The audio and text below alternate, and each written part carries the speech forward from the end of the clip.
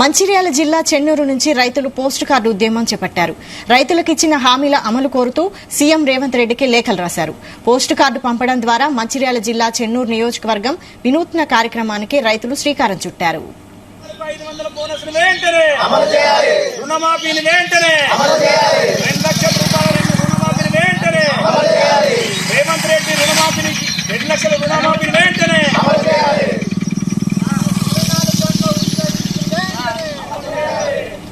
ఇటీవల జరిగిన అసెంబ్లీ ఎన్నికల్లో రైతులకు ఇచ్చిన హామీలు అమలు చేయాలని పోస్టు కార్డు ఉద్యమం చేపట్టారు మంచిర్యాల జిల్లా చెన్నూరు రైతులు. చెన్నూరు మండలం కిష్టంపేట గ్రామ రైతులు స్వచ్ఛందంగా సీఎం రేవంత్ రెడ్డికి పోస్టు కార్డు ఉత్తరాలు రాశారు. కాంగ్రెస్ పార్టీ ఇచ్చినటువంటి రైతు హామీలు అమలు చేయకపోవడంతో రైతులు ఆవేదన చెందారు. పోస్టు కార్డు ద్వారా తమ ఆవేదనను సీఎం రేవంత్ రెడ్డికి పంపారు. రైతులకు ఇచ్చిన హామీలు ఖచ్చితంగా అమలు చేసి తీరాలని కోరారు. లేని పక్షంలో వచ్చే పార్లమెంటు ఎన్నికల్లో ఓటు ద్వారా గుణపాఠం చెబుతామని రైతులు హెచ్చరించారు. గత ఎన్నికల ప్రచారంలో కాంగ్రెస్ పార్టీ ప్రకటించిన హామీలను అమలు చేసి తీరాలని లేఖలో రైతులు విజ్ఞప్తి చేశారు. ఈ మేరకు కాంగ్రెస్ పార్టీ ఇచ్చిన హామీలను గుర్తు చేశారు.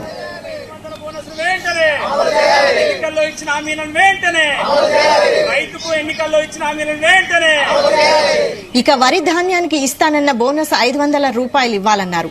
అటు రైతు భరోసా 10,000కు బదులు 15,000 ఇవ్వాలని లేఖలో కోరారు.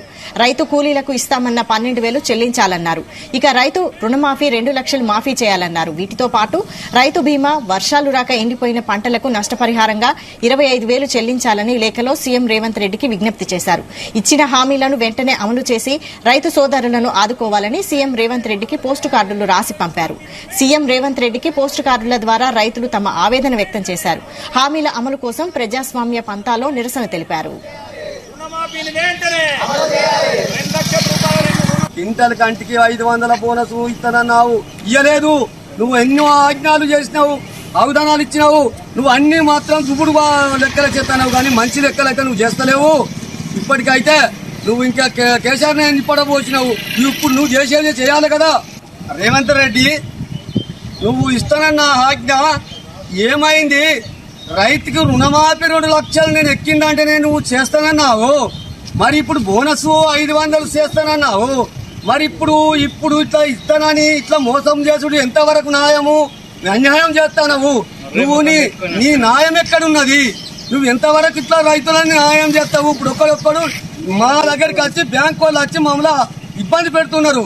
మా ఇల్లు దగ్గర అంటారు. నువ్వు ఇస్తానన్న ఆజ్ఞ ఏదయ్యా? నువ్వు చేస్తానన్న పని